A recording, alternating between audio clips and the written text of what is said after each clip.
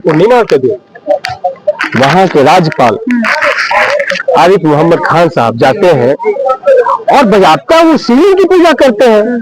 तो सवाल उठता है कि क्या उन्होंने इस्लाम धर्म को छोड़ दिया? उसके बगल में जगन्नाथ पुरी का मंदिर है, जगन्नाथ जी का, लेकिन वहाँ पर आरिफ मोहम्मद खान जी को जाने का इजाजत नहीं है। अच्छा, विष्णु पथ के गेट पे लिखा है कि इस्लाम धर्म के मानने वाले का प्रवेश वर्जित है। समझने बहुजनों की लड़ाई है, ये देश के 90% लोगों की लड़ाई है।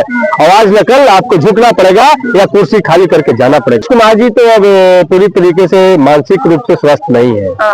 वो अपने बार बार सार्वजनिक कृत से पता चलता है कि राष्ट्रगान में भी कोई ऐसा हरकत नहीं कर सकता है। कोई नरेंद्र मोदी का बार बार पैर नहीं छू सकता है, नरेंद्र मोदी का हाथ चेक नहीं कर सकता है, एक जमा नहीं करते। हाँ, उनको भाषण के सामने बैठे हुए वाजपेयी भी बता देते हैं। तो साफ साफ कि वो नीतीश कुमार जी अभी दिमागी हालात में सही नहीं है। पूरी तरीके से नागपुर के रिमोट कंट्रोल से चलाया जा रहा है और उनके इर्द गिर्द लोग हैं वही शैडो मुख्यमंत्री के रूप में काम कर रहे हैं। नीतीश कुमार जी मुखौटे के तौर पर है। तो बिहार बड़ी संकट के दौर से गुजर रहा है और लाइन ऑर्डर के सवाल पे एक लाइन नहीं बोल सकते हैं। अपने दोनों डिप्टी सीएम का नाम नहीं बता सकते नीतीश कुमार जी। और नीतीश कुमार जी के लिए हम यही कहेंगे कि सत्ता के इस रेल का चक्का हो गया जाम, चल वे मनवा लौट चल बैजनाथ के धाम की पंडागिरी करेंगे। जाके पंडागिरी कीजिए, राम मंदिर बन गया है, वहां का मुख्य पुजारी बनिए। बीटीएमसी एक्ट को हम सब लोग रद्द करेंगे और जिसका भी धार्मिक स्थल हम उसको सौंपने का काम करेंगे। तो आरएसएस शोषण के दबाव में है और आपने तो देखा कि पिछले 12 मई को बुद्ध पूर्णिमा के दिन वहाँ के राज्यपाल आरिफ मोहम्मद खान साहब जाते हैं और बजाबता वो शिवलिंग की पूजा करते हैं। तो सवाल उठता है कि क्या उन्होंने इस्लाम धर्म को छोड़ दिया? सवाल उठता है कि इस्लाम धर्म को छोड़ दिया या इस्लाम धर्म वालों ने अब तक फतवा उन पर क्यों नहीं जारी किया? सवाल ये उठता है कि भाई जो अब तक नहीं हुआ था कि विष्णु पद से पंडों को बुला करके और उस बुद्ध पूर्णिमा के दिन मंत्रोच्चार करा गया। तो सवाल ये भी उठता है कि बिहार में क्या शिवालयों की कमी पड़ गई थी? बौद्ध विहार के अंदर ही उसके बगल में जगन्नाथ पुरी का मंदिर है, जगन्नाथ जी का, लेकिन वहाँ पर आरिफ मोहम्मद खान जी को जाने का इजाजत नहीं है। अच्छा, विष्णु पथ के गेट पे लिखा है कि इस्लाम धर्म के मानने वाले का प्रवेश वर्जित है। वहाँ का जब हमारी सरकार 17 महीने की सरकार थी, इस्राइल में सूरी साहब प्रभारी मंत्री थे और वो गया जी जो डैम बना था उस डैम को उद्घाटन में चले गए थे तो उनसे माफी और उनसे इस्तीफे की मांग कर रहे थे। लेकिन वो कैसे लोग हैं कि भाई आरिफ मोहम्मद खान साहब से शिवलिंग पर आरती तथा कथित शिवलिंग पे आरती उन्होंने करवाने का काम किया। तो ये सवाल दिखाता है कि सरकार की मंशा क्या है। और नीतीश कुमार जी से हमारी मुलाकात हुई थी, उन्होंने कहा कि कहाँ भाई बौद्धों के फेर में तुम पड़े हो। तो हमने साफ साफ उन्हें कहा कि आप ये बौद्धों की लड़ाई समझ रहे हो, बहुजनों की लड़ाई है। ये देश के 90% लोगों की लड़ाई है।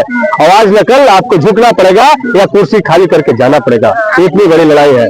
तो इसलिए ये बौद्धों की लड़ाई है, ये बौद्ध विरासत है, हमारा संवैधानिक अधिकार है कि भाई सब धर्म के लोगों को उनका धार्मिक अधिकार है, तो इसी बौद्धों के लिए प्रतिबंध क्यों?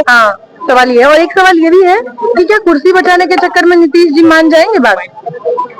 देखिए, कुर्सी नीतीश कुमार जी तो अब पूरी तरीके से मानसिक रूप से स्वस्थ नहीं है। वो अपने बार बार सार्वजनिक कृत से पता चलता है कि राष्ट्रगान में भी कोई ऐसा हरकत नहीं कर सकता है। कोई नरेंद्र मोदी का बार बार पैर नहीं छू सकता है, नरेंद्र मोदी का हाथ चेक नहीं कर सकता है, एक जमा नहीं करते। हाँ, उनको भाषण के सामने बैठे हुए वाजपेयी भी बता देते हैं।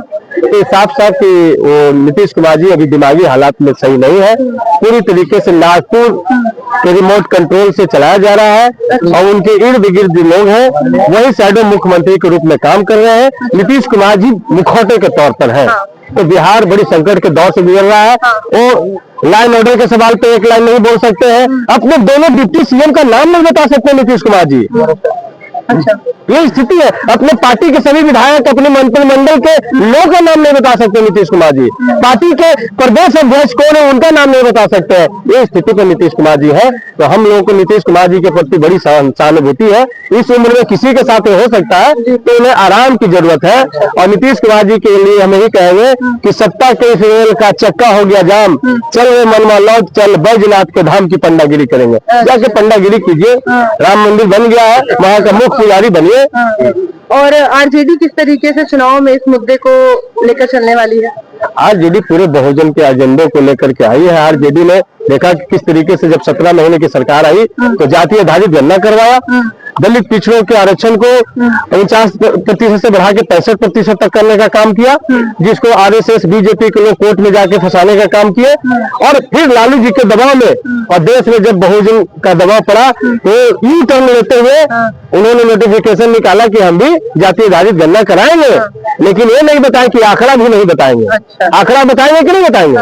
जातीय आधारित गणना कराएंगे तो आंकड़ा सार्वजनिक करेंगे, और जब सार्वजनिक करेंगे तो जिसकी जितना संख्या भारी उतनी हिस्सेदारी तय करेंगे। सवाल ये है, आप आश्वासन दे सकते हैं यहाँ से कि आपकी जब सरकार अगर बिहार में आती है तो आप लोग इस मुद्दे को तुरंत के तुरंत ये जो प्रस्ताव है इसको पारित करेंगे और इसको रद्द करेंगे, बीटीएमसी एक्ट को? बीटीएमसी एक्ट को हम सब लोग रद्द करेंगे और जिसका भी धार्मिक स्थल हम उसको सौंपने का काम करेंगे। अच्छा, सर इतना आसान था तो पहले से काहे नहीं कर दिए? भाई इतना आसान था, हमारे नेता ने शुरुआत की जब बीटीएमसी के लोग जब लड़ाई सुरेश ससाई जी ने लड़ाई शुरू की, वहाँ के कुछ बौद्ध धर्म के मानने वाले लोग जब लड़ाई शुरू किए, अंबेडकर संघ बना करके जब पहली लड़ाई शुरू हुई 90 में, उसके बाद 91-92 में सुरेश ससाई जी ने लड़ाई शुरू की, उसके बाद लालू जी के संज्ञान में आया तो उन्होंने बदलाव शुरू किया। लेकिन आपने देखा कि इन्हीं सब बदलाव से चिढ़ करके लालू प्रसाद यादव जी को जेल में डाला गया। चलिए सतीश जी, नई पीढ़ी की बात करते हैं। लालू जी ने कोशिश की अपने समय में, सब जानते हैं कि इस मुद्दे पे उन्होंने ही थोड़े बहुत बदलाव जो किए, लेकिन अब क्या तेजस्वी यादव पहुंचेंगे महाबोधि महाविहार और इस मुद्दे को उठाएंगे?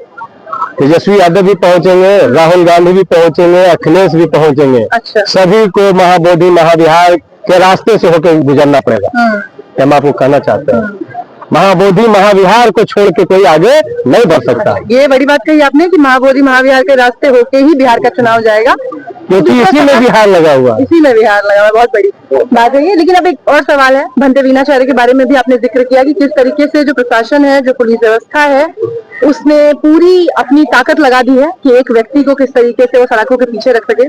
इस पूरी चीज को कैसे देखते हैं आप? देखिए, पुलिस प्रशासन इस लड़ाई का जो प्रेशर पूरी दुनिया से पड़ रहा था, बिहार सरकार से लेके नरेंद्र मोदी भी इस लड़ाई के दबाव में आए हुए थे। जब श्रीलंका उन्होंने गया, श्रीलंका यात्रा पे जब गए, वहाँ के बौद्ध भिक्षुओं ने जब उनको महाबोधि महाविहार का ज्ञापन सौंपा तो उन्होंने कहा कि हम भारत जाते हैं इसका समाधान करेंगे।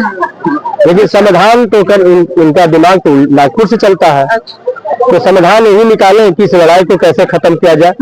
ये जो पूरी दुनिया में प्रेशर पड़ रहा है, इस धरने को कैसे खत्म किया जाए, तो फर्जी आधार बना करके कि भाई हमारी महिलाएं बुद्ध पूर्णिमा के दिन तथागत बुद्ध के दर्शन करने जाते हैं, उनका मार्गदर्शन प्राप्त करने जाते हैं, और जब वहां पे देखते हैं कि भाई वहां पे जय श्री राम का नारा लग रहा है, जय श्री राम, हम लोग बोलते हैं जय श्री राम, उधर जय श्री राम जो नारा लगाया जा रहा है, तो लोगों ने विरोध किया कि भाई ये बहुत महाविहार है, यहाँ पे नमो बुद्धाय जय भीम बोल सकते हैं, यहाँ तक की इजाजत है। बाकी आप ये अगर बगल में जगन्नाथ मंदिर वहाँ चले जाइए, मठ में चले जाइए, वहाँ लगाइए। और उन लोगों ने हमला किया हमारी महिला जो वहाँ बंधी गई थी उपासक, उन पर उनके साथ अभद्रता के साथ पेश आए, उनके साथ छेड़छाड़ किया गया। इस पर एफआईआर न करके भंते वीणाचार्य जी ने उनकी समस्या सुनने गए, उन पर एफआईआर वहाँ के फर्जी गुंडों के द्वारा एफआईआर करवाया जाता है, फर्जी सारे दफा लगाए चार्जेस किए जाते हैं और उनको जेल में डाला जाता है। 2 बजे रात में उन्हें होटल से उठा लिया जाता है। तो क्या वीणाचार्य जी को आप गिरफ्तार करके लड़ाई खत्म कर गए? आप एक वीणाचार्य को गिरफ्तार कर सकते हो, लेकिन देश में करोड़ों वीणाचार्य घूम रहे हैं, सबको गिरफ्तार करो। और हम तो अभी बहुत जल्दी जेल भरो आंदोलन शुरू करेंगे। अच्छा, कितने लोग को जेल में रखो है तुम्हारे, अगर सरकार के जेल में इतनी जगह तो भरो बहुजनों को, सारे जेल को हम पाट देंगे। अच्छा, विधायक जी आप मिलने भी गए थे वीणाचार्य जी से? वीणाचार्य जी प्रसन्नचित मुद्रा में थे। अच्छा।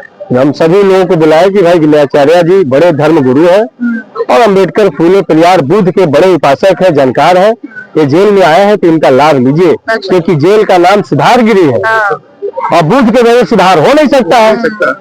तो बुद्ध का विचार जब तक जेल में नहीं जाएगा तब तक आम कैदियों में दया करुणा का भाव कैसे जाएगा, मित्रता और बंधुत्व का भाव कैसे जाएगा। तो जेलर और सुप्रिंटेंडेंट के बात समझ में आई। अब उनकी डेले सुबह और शाम प्रवचन माइक लगा करके हो रहा है और 1800 से ज्यादा कैदी उनके प्रवचन डेली सुन रहे हैं और सब लोग नमो बुद्धाय जय भीम अंदर बोलना शुरू कर दिया। जैसे आपने कहा कि नमो बुद्धाय जय भीम बोल रहे हैं, नमो बुद्धाय और बुद्ध का नाम तो प्रधानमंत्री भी अक्सर लेते रहते हैं, जैसे आपने नमो नमो लेते हैं। अच्छा, नमो नमो नमो नमो लेते हैं, हम सब लोग नमो बुद्धाय कहते हैं।